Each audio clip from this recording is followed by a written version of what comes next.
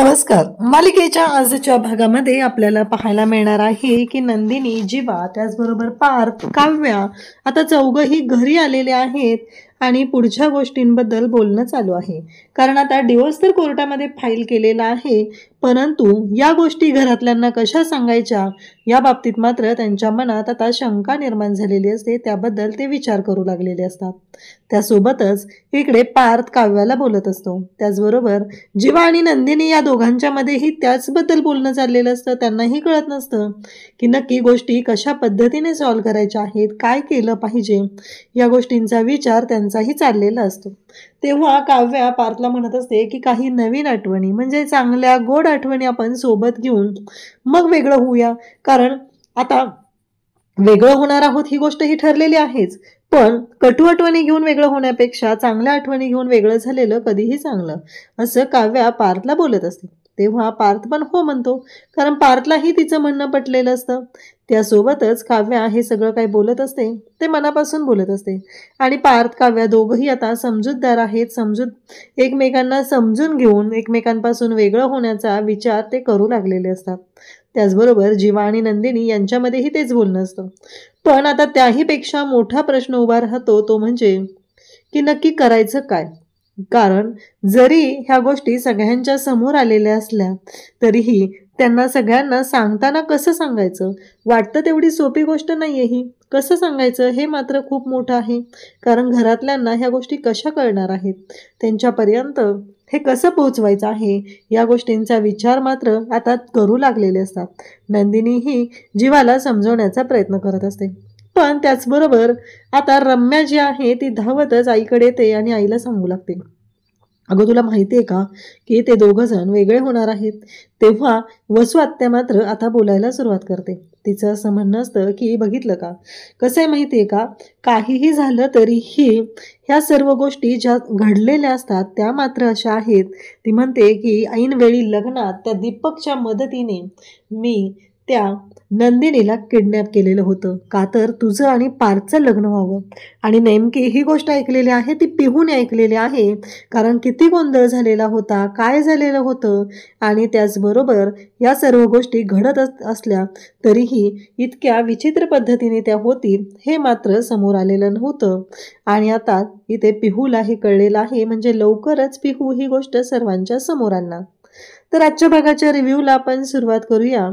तर इकडे जेव्हा पार्थ आणि काव्या गाडीचा टायर पंक्चर झालेला असतो, काव्या म्हणत असते की मला काही हौस आलेली नाहीये अशा सुनसान ठिकाणी टायर पंक्चर व्हावा आणि तिथे आपण थांबून राहावं, अडून राहावं.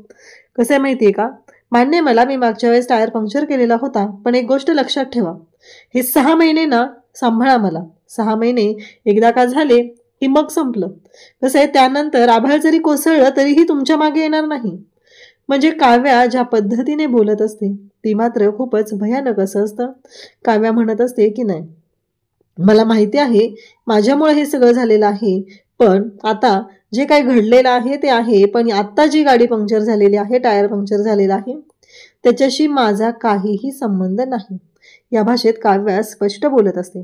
आणि काव्या जेव्हा म्हणते आभाळ जरी कोसळलं तरी मी तुमच्या मागे येणार नाही, आणि तेव्हा लगेचच इकडे आभाळ कोसळलं म्हणजेच गरजायला सुरुवात होती, विजा कडकडू लागतात आणि त्याचबरोबर पावसाला सुरुवात होते. धो धो पाऊस पूर्ण सुरू झालेला असतो. आणि त्याचबरोबर आता इकडे जीवा आणि नंदिनी हे दोघंही गाडीवरून निघालेले असतात. आणि त्याचबरोबर तेव्हा पाऊस खूप सुरू झालेला आहे म्हणून एक छोटीशी चहाची टपरी असते आणि त्या दिशेला दोघंही धावत जातात. कारण त्या चहाच्या टपरीच्या तिथे गेल्यानंतर आता नंदिनीला तिथे पावसाने चिखल झालेला असतो, पाय तिचा घसरत असतो, तिला काही वरती जाता येत नसतं. तेव्हा जीवा तिला आधार देतो आणि तिला मग वरच्या साईडला घेऊन जातो, कारण तिचा पाय घसरलेला असतो. इकडे आता पार्थ पाऊस यायला लागलेला आहे म्हणून त्याचं जे कोट आहे तो काढतो आणि गाडीकडे चाललेला असतो. म्हणजे पारच्या डोक्यात असतं की आता कोट काढून गाडीत ठेवायचं आणि पाऊस येतोय तर गाडीत थांबायचं, बाहेर थांबून भिजायची काय गरज आहे. पण काव्याच्या डोक्यात वेगळेच विचार सुरू असतात. काव्या मात्र तशीच पावसात उभी असते, कारण त्या पावसाच्या आठवणींबरोबर काव्या ही स्वतः त्या आठवणी, त्या जुन्या आठवणी आहेत, तिच्या आयुष्यामध्ये जे घडलेले प्रसंग आहेत ते जणू काही धुवून टाकत आहे. तिच्यासोबत जे काही घडलेलं आहे, तिला ज्या गोष्टींचा त्रास झालेला आहे, हे सगळं असं जाणवत असतं.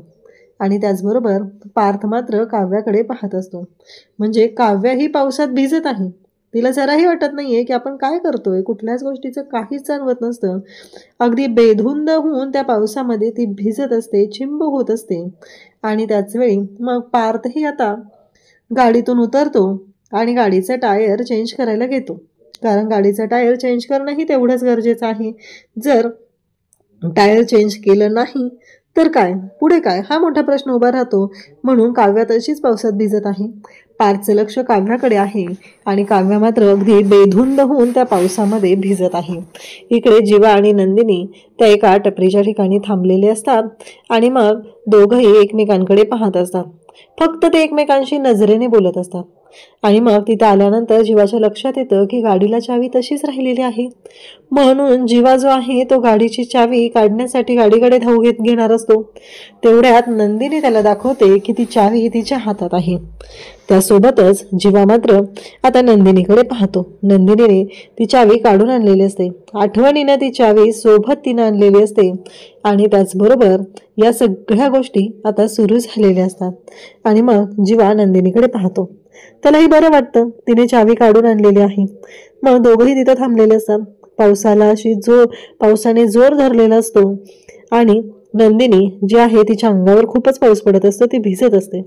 तेव्हा मात्र इकडे जीवा तिला सावरतो, तिला आधार देतो, तिचा हात हातात घेतो आणि मग तिच्याकडे पाहू लागतो.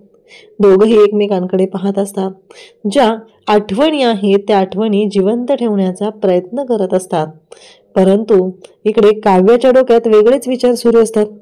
काव्य जी आहे ती प्रत्येक वेळेस वेगळा अर्थ घेत असते, वेगळ्या पद्धतीने वागत असते.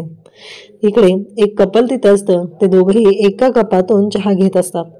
तेव्हा नंदिनी आणि जीवा या दोघांचंही लक्ष त्यांच्याकडे जातं. तेव्हा ते तिथं पाहतात. तेव्हा जीवाला आठवतं की आपणही नंदिनी सोबत असंच एका कपातून चहा घ्यायचो. म्हणजे नंदिनी बशीमध्ये चहा घ्यायची आणि मला कपातला द्यायची. अशाच पद्धतीने त्याला आठवतं. म्हणजे जेव्हा नंदिनीला चहा प्यायचा असतो तेव्हा नंदिनी ही जीवाला तिची चहाची पार्टनर बनवत असते. आणि ते दोघंही आता एकमेकांकडे पाहत असतात. इकडे काव्याला अचानक काय वाटतं काय माहिती. काव्या जी आहे ती गाडीतलं जॅकेट काढते, कारण तिथे सगळा भिजत असतो तो म्हणजे पार्थ. आणि मग ते जॅकेट घेऊन जाते आणि पार्थच्या अंगावरती तिथे धरते. म्हणजे त्याचं डोकं तरी ॲटलिस्ट राहिलं पाहिजे. खूप पाऊस येत असतो आणि त्यासाठी तिने हे सगळं करत असते. या सगळ्या गोष्टी आता इथे समोर येत असतात. तेव्हा पार्थला काळजी वाटत असते. म्हणजे हे सगळं काय वाटतंय, म्हणजे असं खरंच होतंय का, हा प्रश्न मात्र पार्थला पडलेला असतो. आणि तेव्हा पार्थ जो आहे तो पाहू लागतो. इकडे जीवा पाहतो नंदिनीच्या अंगावर खूपच पाणी पडत असतं, कारण ते पावसाचं पाणी आणि प्लस त्या वळसणीवरनं पडणारं पाणी, असं सगळंच पाणी तिच्या अंगावर पडत असतं. आणि ती बिचारी मात्र तिथे अगदी वेगळ्याच ह्याच्यात असते. तिला थंडी वाजत असते. तेव्हा जीवा तिच्या जवळ असतो आणि त्याच वेळी पावसाचं पाणी तिच्या अंगावर पडून तिच्या कपाळावरची जी टिकली असते ती गालावरती आलेली असते. जीवा तिला सांगतो, तेही खुनवूनच सांगतो. म्हणजे जीवा आणि नंदिनी यांच्यामध्ये संवादच नाहीये. एकतर इतका मोठा निर्णय घेतलेला आहे, दोघं जण एकमेकांपासून वेगळे होणार आहेत. नंदिनीला नेहमी वाटायचं की हे सगळं करायची वेळ कधीच येणार नाही आपल्यावरती, आपण एकमेकांसोबत आनंदाने राहू असं तिला वाटायचं. पण आज त्या निर्णयाशिवाय दुसरा पर्यायच उरलेला नव्हता. म्हणून तिने डिवोर्सचा निर्णय घेतलेला असतो. पण आता कोर्टाने 6 महिने वेळ दिलेला आहे. त्या 6 महिन्यांमध्ये एकमेकांपासून का वेगळं झालं पाहिजे, म्हणजे कोर्टाने त्यांना टाइम दिलेला आहे. आणि त्यासाठीच दोघंही आता कोर्टामध्ये गेलेले होते. तर इकडे एक मावशी आणि एक छोटी मुलगी येतात आणि दादा गजरा घे ना ताईसाठी असं म्हणत ती मुलगी मागं लागते. 100ला 5 आहे. तेव्हा तो सुरुवातीला नको म्हणतो, पण त्या ऐकतच नसतात. त्या म्हणत असतात की घ्या ना गजरा. शेवटी मग नंदिनी पण 100 रुपये काढते आणि गजरा घेत असते. पण त्याच वेळी जीवाने पण 100 रुपये काढलेले असतात आणि त्या गजऱ्यासाठी तो देत असतो. शेवटी मग जीवा त्या गजऱ्याचे पैसे देतो आणि मग तो गजरा घेतला जातो. जेव्हा तो गजरा नंदिनीच्या हातात देतो. नंदिनीसाठी त्याने गजरा तर घेतलेला असतो. इकडे पार्थ काव्याकडे पाहत असतो. आता गाडीचा टायर चेंज करून झालेला असतो आणि पार्थ हा काव्याकडे पाहू लागतो. काव्या जी आहे ती सुद्धा पार्थकडे पाहत असते आणि मग काव्याकडे तो येतो आणि हात करतो. ते कोट मागत असतो. काव्या पण ते कोट देते आणि मग तो तसाच गाडीत बसायला चाललेला असतो. तेव्हा काव्या त्याला म्हणू लागते की मला काय म्हणायचंय माहितीये का?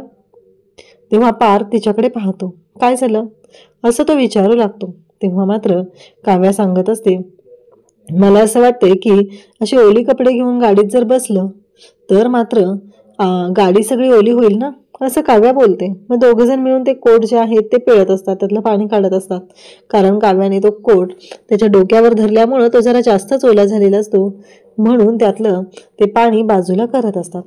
तेव्हा मात्र कोरडा करण्याचा प्रयत्न करत असतात. दोघंही ते पिळत पिळत एकमेकांच्या जवळ येतात आणि एकमेकांकडे पाहू लागतात. दोघांनाही खूप छान वाटत असतं. फायनली अशा पद्धतीने सगळ्या गोष्टी घडत असतात. दोघंही खुश असतात, पण त्यांना कळत नसतं की आपल्या नात्यामध्ये नक्की काय चाललंय. इकडे आता पाऊस कमी झालेला आहे, म्हणून जीवा आणि नंदिनी सुद्धा त्या टपरीतून निघालेले असतात आणि ते दोघंही इकडे निघत असतात. तेव्हा जीवा नंदिनीला हात देतो, कारण तिचा पाय घसरत असतो. त्यामुळे तो तिला हात देतो आणि चल म्हणतो. इकडे मात्र काव्याच्या बाबतीतही तेच घडत असतं आणि मग काव्याला तिकडे पार्थ म्हणतो की चला आता जीवाचं जे वागणं आहे ते खरंच वेगळं आहे. जीवाला कुठेतरी या नात्याबद्दल काहीतरी वाटत आहे, हे मात्र आपल्याला स्पष्ट दिसतं. परंतु इकडे काव्याच्या बाबतीत तसं नाहीये. काव्याने स्पष्ट बोलून टाकलंय, एवढे 6 महिने मला झेला, त्यानंतर काही गरज नाहीये. तुमचा आणि माझा मार्ग वेगळा असणार आहे, अशा पद्धतीने काव्याने बोलून दाखवलेलं असतं. आणि इकडे जीवा आणि नंदिनी आता गाडीवरती निघालेले असतात. पाऊस बऱ्यापैकी थांबलेला असतो. दोघंही आता केसामधलं जे पाणी आहे ते थोडंसं बाजूला करण्याचा प्रयत्न करत असतात. आणि मग नंदिनी जेव्हा ते पाणी शिंपडत असते तेव्हा मात्र जीवा तिच्याकडे पाहत असतो आणि मग नंदिनी गाडीवरती बसते. पण आता नंदिनी पकडणार कशी? आणि ज्या क्षणी तिथे गाडी स्टार्ट होते तेव्हा नंदिनीकडे पर्यायच राहत नाही. ती जीवाच्या जवळ येते आणि जीवाच्या खांद्यावरती हात ठेवते. दोघेही निघालेले आहेत. कोट घातलेला आहे आणि तेव्हाच मानिनी त्याच्या पाठीमागून येते. शिट्टी वाजवत वाजवत करून स्प्रेनं स्वतःच्या अंगावर सेंट टाकत असताना मानिनी त्याला पाहते आणि म्हणते की वा, स्वारी तर आज भलतीच खुश दिसते. तेव्हा तो म्हणतो, हो मग खुशच, आपण तुझ्यावर आहे ना तर अगदी खुशच आहे. ती म्हणते, हो पण आत्ताच्या या खुशीचं काय राज आहे ते सांगू शकाल का? तेव्हा तो सांगतो की आज आहे ना मस्त पार्टीला जायचं आहे. ती म्हणते, पार्टी? कोणाची पार्टी आणि कसली पार्टी? तेव्हा विक्रम सांगतो की ती अगं आपली ती मीनाक्षी आहे ना, आज तिचा वाढदिवस आहे, त्यासाठी जायचं आहे. तेव्हा मानिनी थोडीशी चिडत्याने म्हणते, अच्छा आपली मीनाक्षी? तो म्हणतो, हो मग अगं आपली कॉलेजची मैत्रीण आहे, तुझी माझी मैत्रीण म्हणून आपली म्हणतोय. चल ना आपल्याला जायचं आहे त्या वाढदिवसाला. तेव्हा मानिनी म्हणते, माझ्या भावाचा वाढदिवस आहे ते माहिती नाही आहे, पण मीनाक्षीचा वाढदिवस मात्र विसरला नाहीत तुम्ही. तेव्हा तो तिची चेष्टा करतो आणि म्हणतो, अगं सासरच्या माणसाचा कुणी वाढदिवस लक्षात ठेवावा. तेव्हा ती असं कमरेवर हात धरून ती त्याच्याकडं पाहतच राहते. तो म्हणतो, अगं माझी माऊली, अगं काय विसरेल का मी? असं नाही आहे, चल ना छान असा सेलिब्रेट करूयात बड्डे. ते सर्वजण आपली वाट पाहत असतील. मी तुझ्यासाठी एक साडी देखील काढून ठेवलेली आहे. चल पटकन ही साडी नेस आणि आपण त्या वाढदिवसाला जाऊया. मस्त मजा करूया गं. आता मुलं त्यांच्या त्यांच्या आयुष्यात आहेत ना, आपण आपलं आयुष्य बघूया, असं म्हणून तो रोमॅन्टिक होऊन बोलत असतो. पण मानिनी मात्र जराशी सिरियसच झालेली असते. तिला वाटत असतं की आज जे काही झालेलं आहे ते काही योग्य झालेलं नाही आहे आणि ती त्याला सांगायला सुरुवात करते, तुमचा मूड छान आहे, तुम्ही जाऊ शकता. माझा मात्र मूड तेवढा छान नाही आहे. तेव्हा तो विचारतो, म्हणजे तुला काय झालं आहे? अगं चल ना मस्त सेलिब्रेट करूयात बड्डे तो. आपले सगळे मित्रमैत्रिणी तिथे असतील, छान आपला दिवस पण जाईल. ही बघ ही साडी घे आणि आत्ताच्या आत्ता ही साडी नेस आणि चल, आता काही बाकीचं सांगू नको, असं म्हणून विक्रम तिला तयार करण्याचा प्रयत्न करत असतो. पण मानिनी मात्र म्हणते, आज तुम्ही चौघांचे चेहरे पाहिले का कसे होते ते? एवढी चांगली गोष्ट होती, आज मंगळसूत्र सुलट करून घातलेलं होतं, तेव्हा यांच्या चेहऱ्यावर किती आनंद असायला पाहिजे होता. मुलांच्या चेहऱ्यावर तर आनंद नव्हताच, पण त्या मुलींच्या देखील चेहऱ्यावर आनंद नव्हता. चौघेच्या चौघे कसे बसले होते तुम्ही पाहिलं का? जसं काय त्यांना धरून आणलेलं आहे.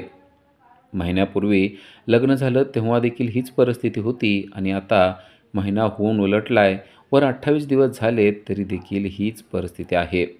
यांच्यामध्ये काही बदल झाला आहे असं मला वाटत नाही. या गोष्टीची मला चिंता वाटते. आपली मुलं या लग्नामध्ये खुश नाही आहेत या गोष्टीचं मला वाईट वाटतं आणि म्हणूनच मला कुठेच जाण्याची इच्छा नाही आहे. आता विक्रम देखील थोडासा सिरियसच झालेला असतो. त्याला कळलेलं असतं की मॅटर जरासा सिरियसच आहे. तो मानिनीला म्हणतो, "हो, हे जरासं माझ्याही लक्षात येतं आहे, पण यावर आपण काय करू शकतो?" मानिनी म्हणते, "मला ते कळत नाही. मला माझी मुलं खुश पाहिजेत एवढ्याच गोष्टी कळतात. त्यासाठी काय करावं लागेल काय माहिती." तो म्हणतो, "हे बघ मानिनी ऐक, आता ना त्यांना थोडासा स्पेस देणं गरजेचं आहे. त्यांना त्यांचं आयुष्य जगू देत ना. त्यांना काय चांगला वाईट विचार करायचा आहे ते करू दे. आपण सारखं जर का त्यांच्यामध्ये ढवळाढवळ केली ना तर ते बरोबर वाटत नसतं. त्यांना त्यांचं आयुष्य जगू दे. आपण देखील आपलं आयुष्य जगूया. आत्ता सध्या आपल्यापुढं जो क्षण आहे ना तो क्षण आपण जगणं गरजेचं आहे. आत्ता तू काहीही मनात विचारणं नको. पटकन ही साडी नेस आणि चटकन तयार हो. आपल्याला आपल्या मीनाक्षीच्या वाढदिवसाला जायचं आहे," असं म्हणून तो हसायला लागतो. इकडे नंदिनी आणि जीवा हे त्यांच्या बेडरूममध्ये आहेत. आता त्यांनी कपडे चेंज केलेले आहेत. भिजलेले कपडे चेंज केले असले तरी मन मात्र त्यांचं अजून देखील सुन्नच आहे. दोघेही एकमेकाला जास्त काही बोलत नाही आहेत. नंदिनीची नजर त्यांच्या लग्नातल्या फोटोकडे जाते. नंदिनी अलगदच त्या फोटोला उचलते आणि म्हणते, "आता या फोटोची इथं काहीच गरज पडणार नाही आहे ना?" हे सगळं जीवा ऐकत असतो. जीवाला त्या वाक्याचं वाईटच वाटतं. नंदिनी म्हणते, "हां, मी तुम्हाला काही टोमणा मारत नाही आहे बरं का. पण आता याची काहीच गरज पडणार नाही आहे मला माहीत आहे.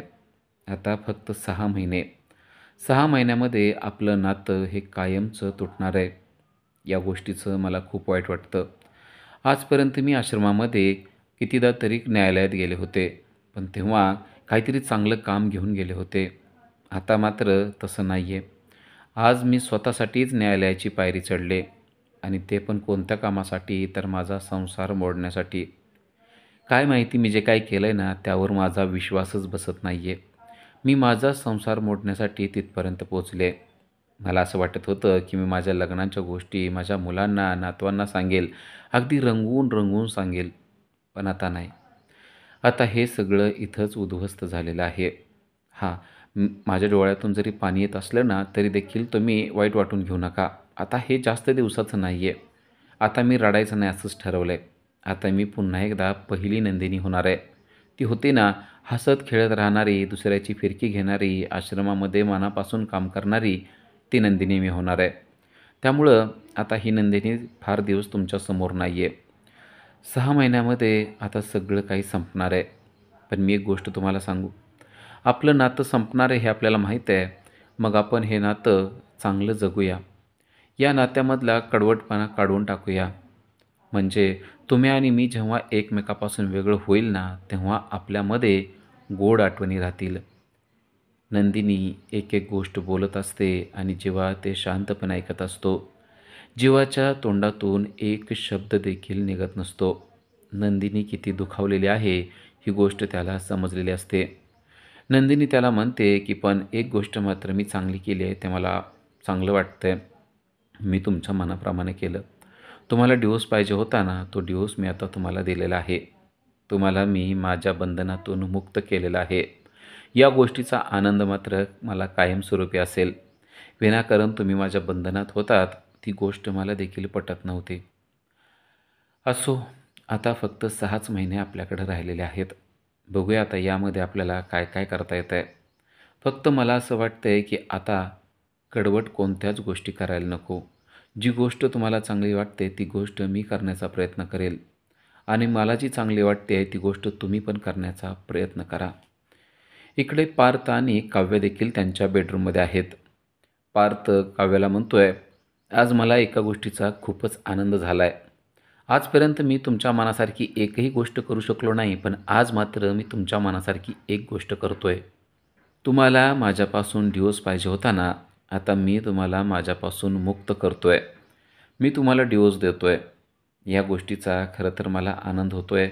असं म्हणावं की नाही मानावं मला कळत नाही आहे. पण एक मात्र आहे, ही गोष्ट मी तुमच्या मनासारखी करतोय.